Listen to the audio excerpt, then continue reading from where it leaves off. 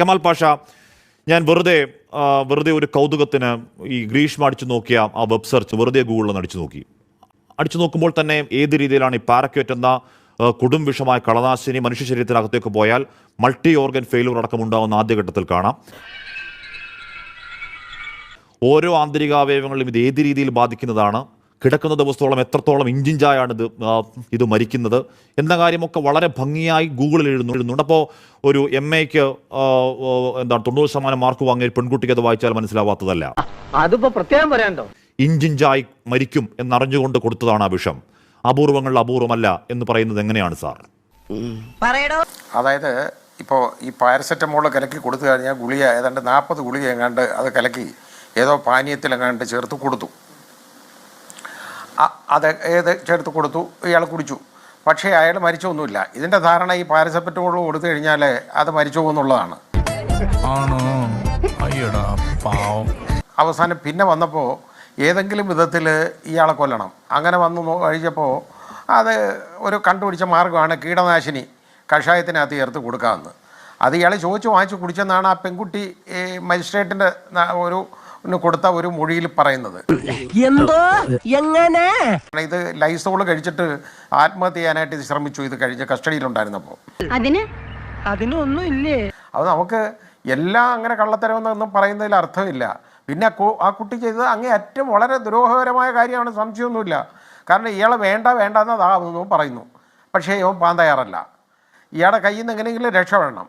അതിന് അവസാനം അതിന് കണ്ടുപിടിച്ച ഒരു മാർഗമാണിത്. ഈ പറയുന്ന പാരസെറ്റമോൾ ജ്യൂസിൽ കലർത്തുന്ന ദിവസം 23 തവണയാണ് എന്താണ് ആന്റിബയോട്ടിക് ആസ് പോയിസൺ എന്ന് പറഞ്ഞ് അടിച്ചു നോക്കുന്നത്.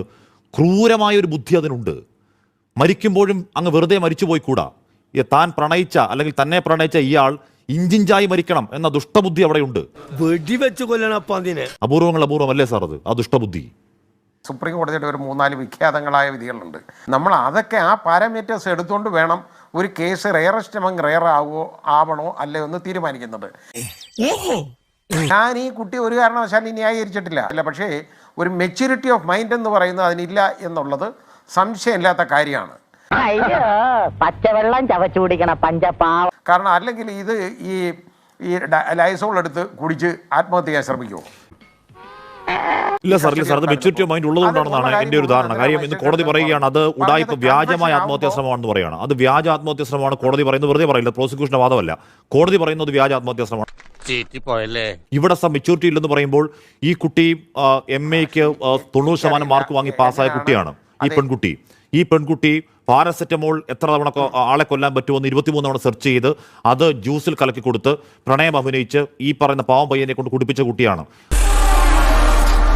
പിന്നെ പാരക്കാറ്റ് എന്ന് പറയുന്ന വിഷം ഏത് രീതിയിൽ മനുഷ്യജീവനെ ബാധിക്കുമെന്നറിഞ്ഞ് ഇത്തരത്തിൽ ഇഞ്ചിഞ്ചായി മരിക്കുന്നു എന്ന് തിരിച്ചറിഞ്ഞ് അവനെ മെസ്സേജ് അയച്ച് വീട്ടിലേക്ക് വിളിച്ചു വരുത്തി കളകൂടം കൊടുത്ത് കൊന്ന കുട്ടിയാണ്.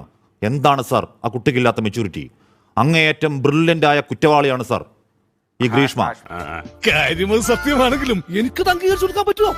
ഞാൻ ഒരു ചോദ്യം ഹാഷ്മി എടുത്ത് അങ്ങോട്ട് ചോദിച്ചോട്ടെ, അതിനൊരു മറുപടി പറഞ്ഞോളൂ. എന്തിനായി ഇത് കൊല്ലാനുള്ള കാരണം എന്താണ്? എന്താ കാര്യം? ഇയാളെ ഒഴിവാക്കുക എന്ന് പറഞ്ഞു കഴിഞ്ഞാൽ ഇയാൾ പോകത്തില്ല, നിവർത്തിയില്ലാതെ വന്നു. അങ്ങനെയാണ് അത് ഞാൻ മനസ്സിലാക്കിയേക്കുന്നത്.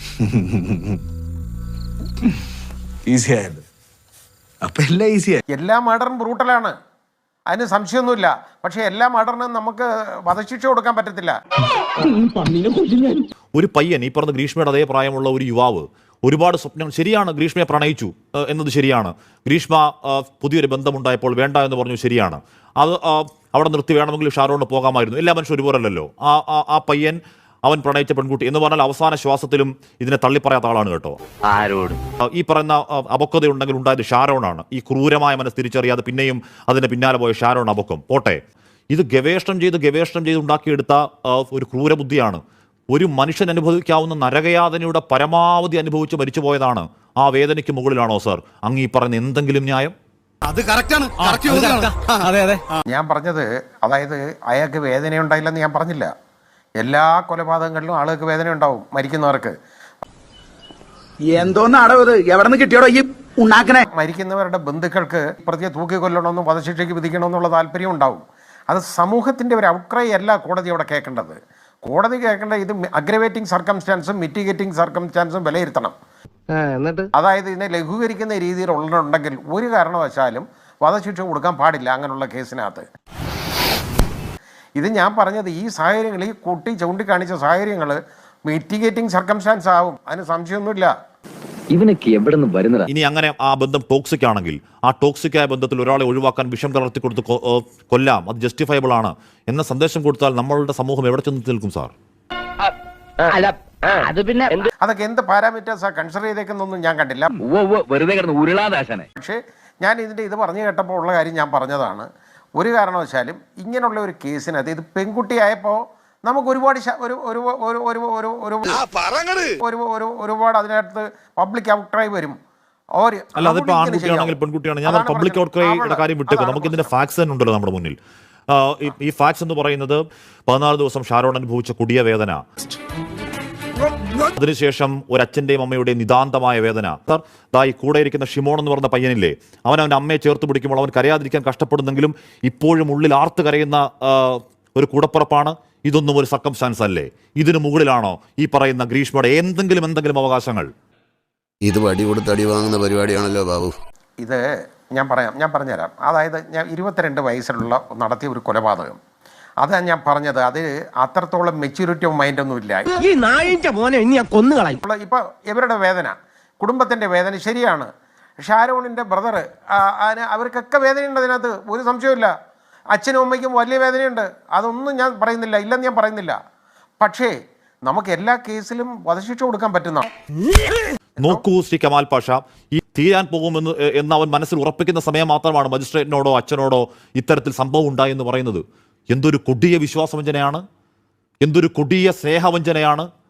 അത്തരക്കാർക്ക് കൊടുക്കുന്ന ഒരു സന്ദേശം എന്ന നിലയ്ക്ക് അതിനെ സ്വാഗതം ചെയ്യണ്ടേ ശ്രീ കമാൽ പാഷ? സുപ്രീം കോടതി പറഞ്ഞേക്കുന്ന ഒരു മാനദണ്ഡം എന്ന് പറയുന്നത് he should not be too young or too old. അതായത് ഈ പ്രതിക്ക് ഒരുപാട് പ്രായം കുറയാനും പാടില്ല, ഒരുപാട് പ്രായം കൂടാനും പാടില്ല. എന്ന് പറഞ്ഞാൽ മധ്യവയസ്കന്മാരെ തൂക്കി കൊല്ലാൻ എളുപ്പമാണ് എന്ന് വേണം നമുക്ക് കരുതാൻ എന്ന് നമ്മൾ തമാശയായിട്ട് ഞങ്ങൾ പറയാറുണ്ട്. ചിരിക്കണം, എന്താ ഒരു വലിയ തമാശ പറഞ്ഞതല്ലേ, ചിരിക്കണമെങ്കിൽ ചിരിക്കാം. 22 ഇപ്പോൾ 24 വയസ്സല്ലേ ഉള്ളൂ. ഏതെങ്കിലും തരത്തിൽ പശ്ചാത്താപത്തിന്റെ തരിമ്പ് ഉണ്ടായോ ഗ്രീഷ്മയ്ക്ക്? ഉണ്ടായിട്ടില്ല. ഗ്രീഷ്മ പറയുന്നു, എനിക്ക് പരമാവധി കിട്ടിയാൽ ജീവപര്യന്തം 14 വർഷം, ഞാൻ പുറത്തിറങ്ങുമ്പോൾ 37 വയസ്സ്, അത് കഴിഞ്ഞ് അങ്ങ് ജീവിച്ചോളാം സാറേ എന്ന് പറയുന്ന കുട്ടിക്ക് എവിടെയാണ് പശ്ചാത്താപം?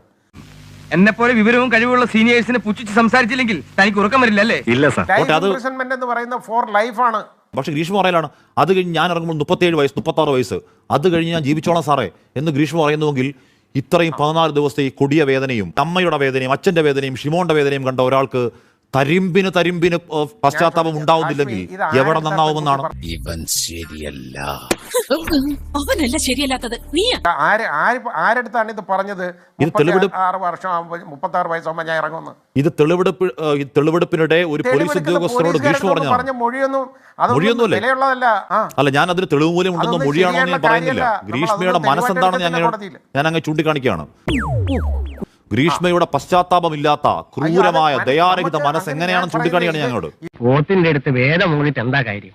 അല്ല ഹാഷ്മി, ഇത് കേട്ടോളൂ. അതായത് ഹാഷ്മി പറഞ്ഞില്ലേ, ഞാൻ ഒരുപാട് മർഡർ കേസ് നടത്തിയ ഒരു പ്രതി, അതിപ്പോൾ അയാളുടെ പേര് കാളമുരുകൻ എന്നാണ്. തിരുവനന്തപുരത്ത് ഒരു പോലീസുകാരനെ കുത്തിക്കൊന്നു റോഡിൽ പരസ്യമായിട്ട് ഒരാൾ കൊള്ളയടിച്ചുകൊണ്ട് നിന്നപ്പോൾ പിടിച്ചതാണ്. ആ ജയിലിൽ കിടന്നതിന് ശേഷം ഞാൻ അയാൾ വർഷങ്ങളായിട്ട് ഞാൻ പിന്നെ അത് കഴിഞ്ഞിട്ട് ഞാൻ പോയപ്പോൾ അവിടെ കണ്ടു അയാളെ.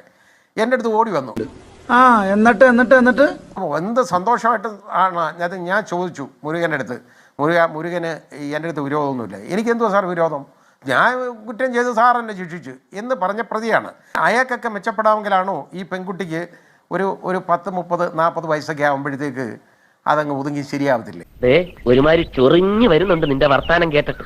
Advocate V S Vineeth Kumar, നിങ്ങളിൽ നിക്ഷിപ്തമായ ഉത്തരവാദിത്വം അത് മരിച്ചുപോയൊരു മനുഷ്യന് നീതി വാങ്ങിക്കൊടുക്കുക എന്നുള്ളതാണ്.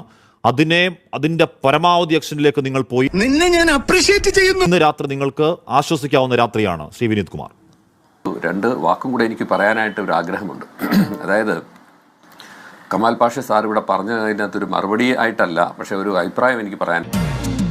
ഇന്ന് നിയമചരിത്രം, അതായത് ഈ വധശിക്ഷയുടെ ഒരു ചരിത്രം മാത്രം എടുത്ത് പരിശോധിച്ച് നോക്കിക്കഴിഞ്ഞാൽ ഒരു ഒറ്റ ജഡ്ജ് ഏറ്റവും കൂടുതൽ വധശിക്ഷ കൊടുത്തിട്ടുള്ള ജഡ്ജ് ആര് എന്ന് എടുത്ത് നോക്കിക്കഴിഞ്ഞാൽ അതിനകത്ത് കമാൽ പാഷ എന്ന പേരായിരിക്കും അതിനകത്ത് വരിക. ചില ഗുണ്ടകൾ തമ്മിൽ ഏറ്റുമുട്ടി ഏറുപടക്കം എടുത്തെറിഞ്ഞ് ഒരാൾ മരിച്ചതിൻ്റെ കേസുമായി ബന്ധപ്പെട്ടിട്ട് പോലും ഉള്ള കമാൽ പാഷ സാർ ട്രിവാൻഡ്രത്ത് ഇരിക്കുമ്പോഴാണ് ഇതിനകത്ത് വധശിക്ഷ ഉണ്ടായത്. അതായത് ഒരു കാരണവശാലും അങ്ങനെയൊക്കെ ആണെങ്കിൽ അത് റെയറസ്റ്റ് ഓഫ് ദ റെയർ കേസിന്റെ കാറ്റഗറിയിലേ വരാൻ പാടില്ലായിരുന്നു എന്നുള്ളതാണ്. ഗോവിന്ദച്ചാമിയുടെ കേസും ഇപ്പോൾ ഉണ്ടായിരിക്കുന്ന ഈ സഞ്ജയ് റോയുടെ കേസും തമ്മിൽ വെച്ച് പരിശോധിച്ച് നോക്കിക്കഴിഞ്ഞാൽ സഞ്ജയ് റോയുടെ കേസിനകത്ത് അത് വധശിക്ഷ കൊടുക്കാതെ വെറും ഒരു ജീവപര്യന്തം മാത്രമേ കൊടുത്തുള്ളൂ എന്നുള്ള ഒരു വലിയ ഒരു ആരോപണമല്ല ഒരു ചർച്ച വരുന്നുണ്ട്. അതെന്തിനാടാ പന്നി ഇപ്പൊ പറഞ്ഞതല്ല, പിന്നീട് വരെ അവസരം കിട്ടിയില്ലെങ്കിൽ. അല്ലെങ്കിൽ തിരുവനന്തപുരം ജില്ലയിലുണ്ടായ ഒരുപാട് മർഡർ കേസുകളിൽ അദ്ദേഹം വധശിക്ഷ കൊടുത്തത്, അല്ലെങ്കിൽ മറ്റ് സ്ഥലങ്ങളിൽ ഇരിക്കുമ്പോഴും അത് കൊടുത്തത് എല്ലാവരും റിഫർമേഷനിൽ വിശ്വസിക്കുകയായിരുന്നു. റിട്രിബ്യൂട്ടീവ് ഫാക്ടേഴ്സ് ഒരു കാരണവശാലും അദ്ദേഹത്തിന് സ്വാധീനിക്കാൻ പാടില്ലായിരുന്നു അങ്ങനെയാണെങ്കിൽ. പക്ഷേ അപ്പൊ ഇവിടെ ഓരോ കേസിനും ആപേക്ഷികമായിട്ട് അദ്ദേഹത്തിന് വരുന്നത് ഒരു ഓപ്പർച്യൂണിസം ആണെന്ന് പറയേണ്ടി വരും. നന്നായിട്ടുണ്ട്. കമാൽ പാഷ, ഗോവിന്ദച്ചാമി ഇതുപോലെ പബ്ലിക് ഔട്ട്ക്രൈ ഉണ്ടായതാണ്, ആ പബ്ലിക് ഔട്ട്ക്രൈക്ക് വഴങ്ങിയതാണ് എന്ന് ആരെങ്കിലും ആരോപിച്ചാൽ അത് തെറ്റ് എന്നല്ലേ നമുക്ക് പറയാൻ കഴിയൂ. അതിനെപ്പോലെ അതേപോലെ കണ്ടുകൂടാ. പബ്ലിക് ഔട്ട്ക്രൈ ഒന്നും അല്ല അത് മാത്രമല്ല, ഗോവിന്ദച്ചാമിയുടെ പ്രായം അത് നോക്കണം. അപ്പാപ്പന്റെ പ്രായം ഉണ്ടായിപ്പോയി, ഇല്ലെങ്കിൽ തന്നെ കാലേ വരെ തറ അടിച്ചു. അതിന് നല്ല ശിക്ഷ കൊടുക്കണം, ജയിൽ ശിക്ഷ. അത് നല്ലതായിട്ട് കിടക്കണം, അവിടെ കിടക്കണം. കിടന്ന് ചിലപ്പോൾ നന്നാവുമെങ്കിൽ നന്നായി പോട്ടെ. ഈ പ്രായം ഇതല്ല ഉള്ളൂ. അതേ ഞാൻ പറഞ്ഞു. ഗോവിന്ദച്ചാമി നന്നാവൂല്ലേ അങ്ങനെയാണെങ്കിൽ? ഗോവിന്ദച്ചാമി നന്നായോ? എന്തോ ഗോവിന്ദച്ചാമി നന്നായി, ശാരീരികമായി നന്നായിട്ടൊന്ന് ഇപ്പൊ വളരെ നന്നായി കിടക്കുകയാണ്, സുന്ദരനായി. അതെ.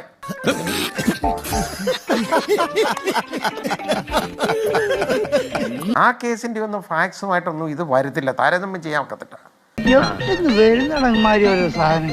ഇത് ഞാൻ പറഞ്ഞില്ലേ, ഇതിന് നന്നാവാൻ ഒരു സാഹചര്യവും ഇല്ല. പിന്നെ ഇത് ഇറങ്ങി നടന്നാൽ വേറെ ആളുകളെ എല്ലാം കൊല്ലും എന്ന് പറയുന്നതിലൊക്കെ അർത്ഥമുണ്ടോ? എനിക്കറിയില്ല. ഇത് വേറെ എന്തെങ്കിലും ക്രൈം ചെയ്തിട്ടുണ്ടോ? ജീവിതത്തിൽ എന്തെങ്കിലും ഒരു നേരിയ പ്രതിസന്ധി മുന്നിൽ വന്ന് നിന്നാൽ അതിനെ വെട്ടിമാറ്റും സാർ. ആ മനോഗതിയാണ്. 100% ഞാൻ യോജിക്കുന്നു. കാശ്മീർ, അതെ, ഞാൻ പറഞ്ഞ ഇത്രയേ ഉള്ളൂ. അതായത് ഈ പ്രായമൊക്കെ അല്ലേ നമ്മളത് ആ രീതിയിലെ ഒരു പെൺകുട്ടിയെ അങ്ങനെ കാണേണ്ട കാര്യമുണ്ടോ? നമ്മളതിനെ യഥാർത്ഥ പിച്ച് കീറുകയാണോ വേണ്ടത്?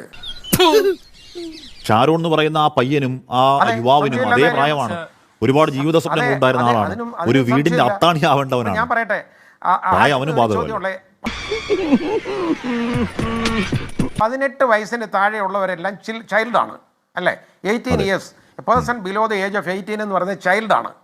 ഈ 18 വയസ്സ് കഴിഞ്ഞ് 4ാമത്തെ വർഷമല്ലേ ഇത് ഇങ്ങനെ കൊന്നേക്കുന്നത്. ഒന്നാവാനൊരു അവസരം, അതിന് ഒരു റെഫർമേഷനുള്ള ഒരവസരം ഉണ്ടോ ഇല്ലയോ എന്ന് കോടതി നോക്കേണ്ടതാണ്. ആ ചെകുത്താന് വേണ്ടി ന്യായീകരണ ഖണ്ഡകാവ്യങ്ങൾ പടച്ചുവിടാൻ ഉളുപ്പുണ്ടോ? ആ വേദനയ്ക്ക് മുകളിൽ ഗ്രീഷ്മയുടെ എന്തോ അവകാശം പ്രതിഷ്ഠിക്കുന്ന രക്ഷക വേഷധാരികളുടെ സ്വാനുഭവത്തിൽ ഉണ്ടാവാതിരിക്കട്ടെ കൊടും വേദനയുടെ പുത്രദുഃഖങ്ങൾ. ഇനി ഇവിടെ നിന്ന് അഴിവണ്ടാവാ, നമുക്ക് അങ്ങോട്ട് മാറിയിക്കാം. തൽക്കാലം ഇത്രയും മതി. വരട്ടെ.